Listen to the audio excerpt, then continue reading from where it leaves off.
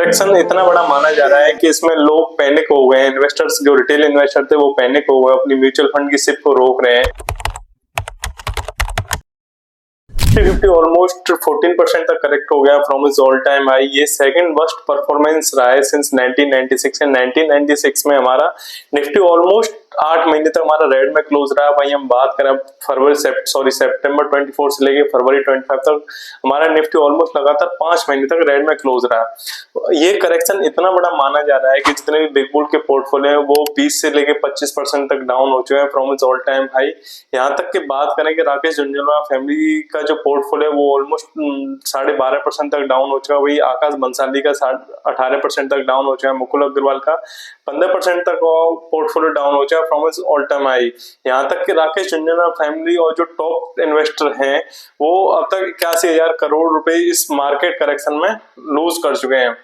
यहाँ तक कि जो रिच डैड पुअर डैड के जो फेमस ऑथर थे रॉबर्ट कियोसाकी सर ये भी कहते हैं कि अभी जो बिगेस्ट स्टॉक मार्केट क्रैश आने वाला है, कि अभी तक जितना भी ये निफ्टी ऑलमोस्ट 14% तक डाउन रहा है, मिड कैप्स 18% तक डाउन हुए हैं, वही स्मॉल कैप्स फंड जितने भी हैं स्मॉल कैप इंडेक्स वो भी ऑलमोस्ट 20 से 22% तक डाउन रहा है। वही रॉबर्ट कियोसाकी जो रिच डैड पुअर डैड के ऑथर है वो कह रहे हैं कि इससे बड़ा अभी स्टॉक मार्केट क्रैश आने वाला है।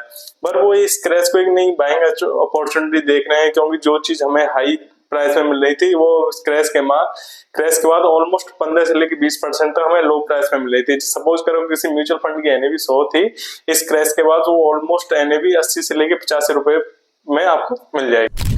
इस स्टॉक मार्केट क्रैश के बहुत सारे रीजंस है, पर उनमें से सबसे बड़ा फर्स्ट रीजन क्या है, वीक अर्निंग रिपोर्ट्स थी जो कंपनी के Q3 के रिजल्ट से वो मार्केट के एक्सपेक्टेशन के अनुसार नहीं है, जिसकी वजह से मार्केट में प्रेशर देखने को मिला और एफआईआई ने हैवी सेलिंग की।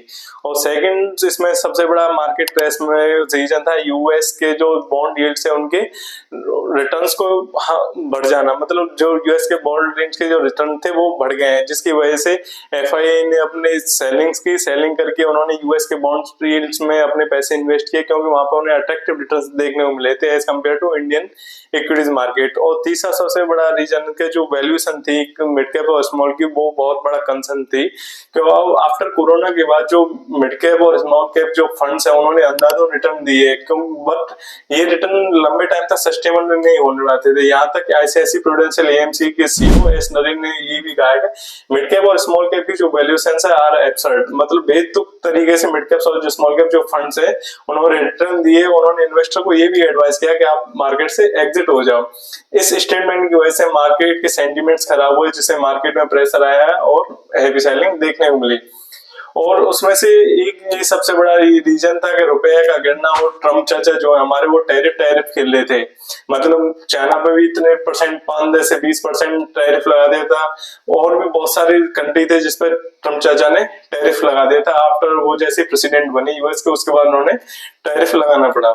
वहीं अगर हम इंडियन इक्विटीज को ग्लोबल मार्केट से हम कंपेयर करें कि किस कंट्री के इंडेक्स ने कितने परसेंट रिटर्न दिया सिंस सितंबर 24 से लेके, तो जर्मनी का जो डेक्स इंडेक्स है उसने पॉजिटिव 16.7% का रिटर्न दिया। वहीं हांगकांग के हैंगसेंग बीस ने 8.9% का रिटर्न दिया। वहीं डो जोन्स ने 2.2% का, नेस्डैक ने 2% का, S&P 500 ऑलमोस्ट 1.72 का परसेंट दिया। वहीं अगर हम अपने इंडियन इक्विटीज की बात करें, निफ्टी 50 ऑलमोस्ट 14% तक करेक्ट हो चुका है, सेंसेक्स 13% तक करेक्ट हो चुका है from its all time high. ये मार्केट क्रैश अब तक का इतना बड़ा माना जा रहा है कि इसमें निफ्टी ऑलमोस्ट 14% तक करेक्ट हो चुका है, सेंसेक्स 13% तक, जो मिड कैप इंडेक्स है मिड कैप इंडेक्स वो ऑलमोस्ट 15 से 18% तक करेक्ट हो, वो स्मॉल कैप का इंडेक्स है जो 20 से लेके 22% तक करेक्ट हो चुका है। ये करेक्शन इतना बड़ा माना जा रहा है कि इसमें लोग पैनिक हो गए हैं। इन्वेस्टर्स जो रिटेल इन्वेस्टर थे वो पैनिक हो गए, अपनी म्यूचुअल फंड की सिप को रोक रहे हैं, मार्केट से एग्जिट हो रहे हैं। अभी हम म्यूचुअल फंड का स्टॉपेज रेशियो जो फरवरी 25 का वो 1 से 22% से बढ़ गया है। वहीं जनवरी में ये म्यूचुअल फंड का स्टॉपेज रेशियो 1 से 9% था। म्यूचुअल फंड का स्टॉपेज रेशियो मतलब इतने ज्यादा इन्वेस्टर म्यूचुअल फंड में इन्वेस्ट नहीं करें, मतलब एंट्री नहीं ले रहे हैं, उससे ज्यादा इन्वेस्टर एग्जिट हो रहे हैं। अगर हम वही बात करेंगे फरवरी में 54.7 लाख लोगों ने अपने म्यूचुअल फंड एसआईपी को डिसकंटिन्यू किया था एज कम्पेयर टू फरवरी में 44.56 लाख के न्यू से रजिस्टर किए गए थे। इस मार्केट क्रैश के बाद लोग इतने पैनिक सिचुएशन में आ गए हैं कि जो अपनी जो म्यूचुअल फंड होल्डिंग्स थी वो एग्जिट कर रहे हैं और जो कोई भी नई एसआईपी क्रिएट नहीं कर रहे हैं। ऑलरेडी लोग ना अपने डीमैट अकाउंट को क्लोज कर रहे हैं, क्योंकि उन्होंने म्यूचुअल फंड में जो इन्वेस्टमेंट की थी वो based on their past performance, उन्होंने किसी म्यूचुअल फंड की 1 साल की, 2 साल के, 3 साल के रिटर्न को देख के इन्वेस्टमेंट की थी। आइए आज इस वीडियो हम म्यूचुअल फंड की वो ऐसी 6 की कंसीडरेशन कौन सी, मतलब म्यूचुअल फंड में इन्वेस्टमेंट करने से पहले वो ऐसी कौन से की पॉइंट्स है उन्हें चेक करने चाहिए। आज इस वीडियो हम म्यूचुअल फंड में जो इन्वेस्टमेंट करने से पहले जो ऐसी कौन से पहले 6 पॉइंट्स हैं वो देखने चाहिए, क्योंकि आप चाहे सीजन इन्वेस्टर हो या बिगनर हो कि म्यूचुअल फंड में इन्वेस्टमेंट करने से पहले ये पॉइंट्स आपको कवर करने चाहिए। सबसे इसमें पहला पॉइंट है अल्फा। अल्फा ये हमें ये बताता है कि इस फंड ने कितना एक्स्ट्रा रिटर्न दिया है एज कम्पेयर टू बेंचमार्क। अगर मतलब किसी भी जैसे स्मॉल कैप फंड है उसका बेंचमार्क इंडेक्सेस है निफ्टी स्मॉल कैप 250, अगर कोई मिड कैप फंड है तो उसका मिड कैप 150 इंडेक्स है, मतलब उस फंड को फॉलो करते हैं, मतलब वो फंड किसी भी एक्टिव फंड का बेंचमार्क हो जाता है जब स्मॉल कैप 250 एक इंडेक्स हो गया। अगर इसे हम एग्जांपल समझते हैं कि किसी फंड का अल्फा 1 से ज्यादा है तो फंड बताता है कि हम फंड ने आउट परफॉर्म किया है बेंचमार्क को more than 1% after adjusting risk. अगर किसी भी फंड का अल्फा 1 से कम है तो हमें बताता है कि फंड ने अंडर परफॉर्म किया है एज कम्पेयर टू बेंचमार्क। अभी रिसेंट में एक सेबी ने एक रिपोर्ट पब्लिश की थी जिसमें था कि 22% इक्विटी फंड है वो उनका पॉजिटिव अल्फा है over long term investment period of 5 साल। अगर कोई फंड 5 साल से कंटिन्यू करता आ रहा है तो उसमें से 22 फंड ऐसे हैं जिनका पॉजिटिव अल्फा है। अगर किसी भी म्यूचुअल फंड में इन्वेस्ट करने से पहले उसका हमें अल्फा चेक करना चाहिए कि इस फंड का अल्फा 1 से ज्यादा है। अगर किसी भी फंड का अल्फा 1 से ज्यादा है तो हमें तभी इन्वेस्ट करना चाहिए। सेकंड की कंसीडरेशन में आता है बीटा। बीटा हमें बताता है कि फंड कितना वॉलेटाइल है रिलेटिव टू देयर बेंचमार्क, मतलब फंड कितना वॉलेटाइल है एज कंपेयर टू उसका बेंचमार्क। अगर इसे एक हम एग्जांपल समझते हैं, अगर बीटा 1 से ज्यादा है तो मतलब फंड क्या ज्यादा वॉलेटाइल है एज कंपेयर टू बेंचमार्क। इस फंड में आपको हाई रिटर्न और हाई रिस्क वाली कैटेगरी देखने को मिल जाएगी। इसमें आपको गेन क्विकली देखने को मिल जाएगा, लॉस क्विकली देखने को मिल जाएगा। अगर कुछ मार्केट में सेंटिमेंट्स पॉजिटिव आते हैं तो आपको फंड में ज्यादा रिटर्न देखने को मिल जाएगा। अगर मार्केट में नेगेटिव सेंटिमेंट्स आते हैं अकॉर्डिंग टू मार्केट नहीं रहता है, मार्केट के सेंटिमेंट्स नेगेटिव आते हैं तो आपको लॉस भी देखने को मिल जाएंगे। अगर बीटा 1 से ज्यादा है तो बीटा 1 से कम है तो मतलब फंड लेस वोलेटाइल है एज कम्पेयर टू बेंचमार्क। अगर हम किसी भी फंड में इन्वेस्ट कर रहे हैं तो हमें लो बीटा के हिसाब से देखना चाहिए कि फंड बीटा कैसा है। अगर बीटा 1 से कम है तो हमें उसी फंड में इन्वेस्ट करना चाहिए। अगर हम एग्जांपल दे दें निप्पॉन इंडिया स्मॉल कैप का बीटा 1.4% है, मतलब इसमें हाई रिस्क हाई रिटर्न वाली कैटेगरी आपको देखने को मिल जाएगी। मतलब ये सूटेबल रहेगा फॉर यंग इन्वेस्टर के लिए, मतलब जिनका टेन्योर लॉन्ग टर्म के लिए इन्वेस्टमेंट है और वो चाहते हैं कि मुझे तो लॉन्ग टर्म के लिए इन्वेस्ट करना है तो थोड़ा रिस्क देखने को मिल जाए, थोड़ा रिटर्न देखने को मिल जाए, मतलब हाई रिस्क हाई रिटर्न वाली कैटेगरी में ये सूटेबल है जिसका बीटा हाई हो। अगर हम 2025 के क्रैश के बारे में बात करें जिनका बीटा 1 से ज्यादा था वो फंड ऑलमोस्ट 18 से 25% तक गिर चुके हैं from is all time high, और जिस फंड का बीटा 1 से कम था वो फंड 8 से 12% तक गिर चुके हैं। अगर हम अल्फा और बीटा को हम एक मैट्रिक्स में रखकर देखते हैं तो क्या होता है, मतलब कौन सा अगर किसी भी फंड का हाई अल्फा हाई बीटा रहता है तो वो किस मीडियम किस इन्वेस्टर के लिए सूटेबल रहेगा, या किसी भी फंड का हाई अल्फा रहता है लो बीटा रहता है तो वो किस कैटेगरी ऑफ इन्वेस्टर के लिए सूटेबल रहेगा। सबसे पहले हम करते हैं हाई अल्फा हाई बीटा। मतलब आपका हाइयर अल्फा होगा मतलब बेंचमार्क से हाइयर रिटर्न देखने को मिल जाएंगे, हाई बीटा मतलब आपको वॉलेटिलिटी भी हाइयर देखने को मिलेगी एज कम्पेयर टू बेंचमार्क। मतलब ये जो जिस फंड का हाई अल्फा हाई बीटा हो वो यंग इन्वेस्टर के लिए सूटेबल रहेगा, या जिस म्यूचुअल फंड इन्वेस्टर का mutual fund investment period more than 7 साल से ज्यादा रहेगा उसके लिए हाई अल्फा और हाई बीटा वाले म्यूचुअल फंड कैटेगरी सही रहेंगे। अगर हम इसे दूसरा चेक करते हैं कि हाई अल्फा और लो बीटा, मतलब आपको रिटर्न बेंचमार्क से ज्यादा देखने को मिल जाएंगे और वॉलेटिल बेंचमार्क से कम देखने को मिल जाएगी, तो ये मीडियम रिस्क इन्वेस्टर के लिए सूटेबल रहेगा। अगर हम तीसरी की बात करें तो लो अल्फा और लो बीटा, मतलब आपको रिटर्न भी बेंचमार्क से कम देखने को मिलेंगे, वॉलेटिलिटी बेंचमार्क से कम देखने को, मतलब ये म्यूचुअल फंड इन्वेस्टमेंट की कैटेगरी लो रिस्क इन्वेस्टर के लिए सूटेबल रहेगी। अगर हम तीसरा की कंसिडरेशन मतलब किसी भी म्यूचुअल फंड में इन्वेस्ट करने से पहले हमें तीसरा चीज चेक करने के लिए हमें एग्जिट लोड चेक करना चाहिए। एग्जिट लोड क्या होता है, जनरली आप किसी म्यूचुअल फंड को सेल करते हो तो अगर विद इन 1 साल से पहले सेल करते हो तो उसमें आपको कुछ एएमसी कुछ चार्जेस अप्लाई कर चार्ज लगाएगी आपसे, जिसे हम एग्जिट लोड कहते हैं। एग्जिट लोड जनरली 1 से 2% आपको देखने को मिल जाएगा। ये डिफरेंट कैटेगरी म्यूचुअल फंड में डिफरेंट रहता है। सर एग्जांपल के लिए ऐसे एक्टिव म्यूचुअल फंड में आपको एग्जिट लोड ज्यादा देखने को मिल जाएगा as compare to passive investor. ये एग्जिट लोड लगाने का सबसे बड़ा मेन रीजन क्या है कि अगर आप जब वैसे ही म्यूचुअल फंड रिडीम के लिए आप अपनी अप्लाई करते हो तो जो कंपनी एएमसी होती है, एएमसी का असेट लायबिलिटी का जो रेशियो होता है उसे डिस्टर्ब कर देता है, जिसकी वजह से आपको एएमसी एग्जिट लोड चार्ज करती है। चौथी की कंसीडरेशन है एक्सपेंस रेशियो। एक्सपेंस रेशियो का generally annual cost of owning this fund.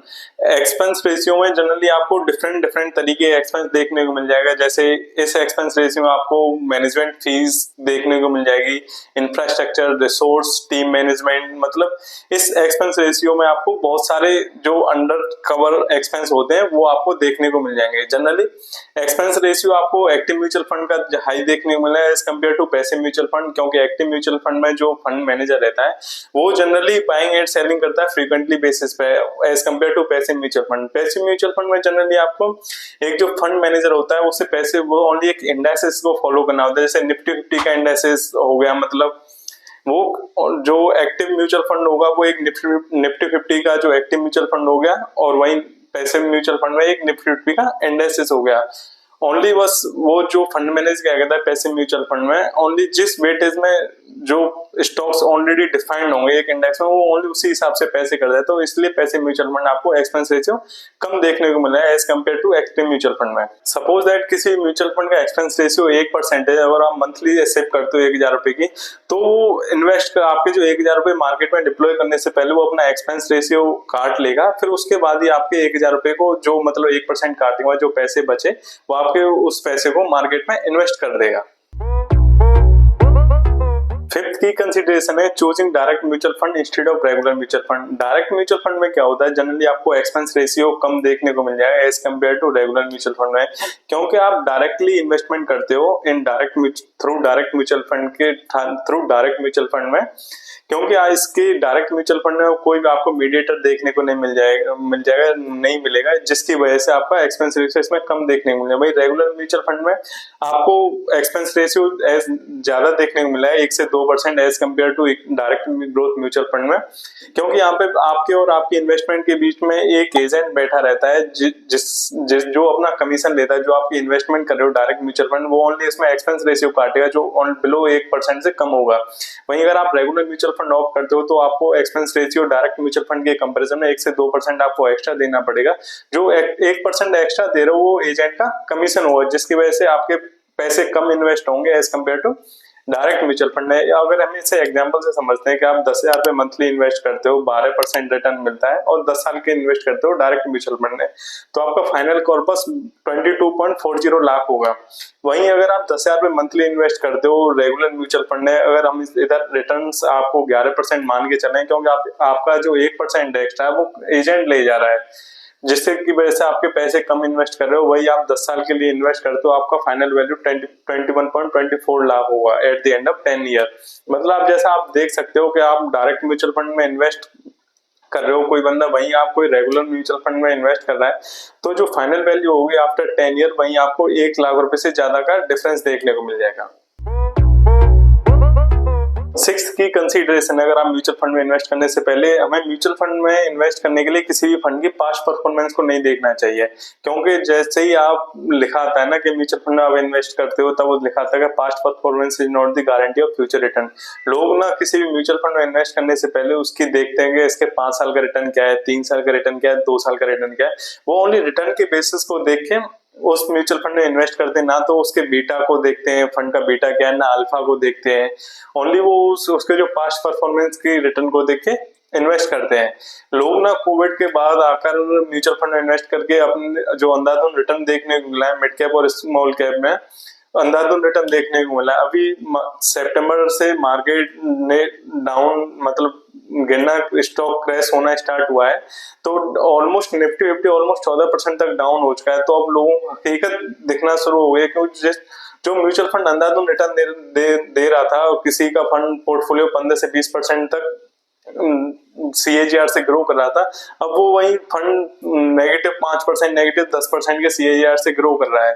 क्योंकि अभी निफ्टी ऑलमोस्ट क्रैश हो चुकी है, मतलब निफ्टी 50 ऑलमोस्ट 14% क्रैश हो चुकी है। अगर हम इसे एग्जांपल से देके चलें कि हमें क्यों ना पास्ट परफॉर्मेंस के रिटर्न को देख के इन्वेस्ट करना चाहिए। हम एग्जांपल से लेते हैं GM मिड कैप फंड, जिसकी रैंकिंग चौथी थी इन टर्म्स ऑफ रिटर्न। अगर 2023 के अगर मिड कैप फंड्स की लिस्ट निकाली जाए तो GM मिड कैप फंड था, उसकी रैंकिंग चौथी थी on the basis of return. वही हम 2024 के टॉप मिड कैप फंड की निकाले हैं, तो वही GM मिड कैप फंड की रैंकिंग 4 से घट के वो 6 पे आ गई है। तो इसलिए कहते हैं कि जो पास्ट परफॉर्मेंस के रिटर्न को देख के म्यूचुअल फंड में इन्वेस्ट नहीं करना चाहिए। आशा करता हूँ वो आपको ये वीडियो अच्छी लगी होगी, क्योंकि अब आप चाहे सीजन इन्वेस्टर हो या बिगनर्स हो, जो 6 की कंसीडरेशन इस वीडियो में बताए गए, तो आप किसी म्यूचुअल फंड में इन्वेस्ट करने से पहले उन्हें जरूर फॉलो कीजिएगा। अगर आपको वीडियो जरा सी भी अच्छी है तो वीडियो को लाइक एंड शेयर, चैनल को सब्सक्राइब करना ना भूलें।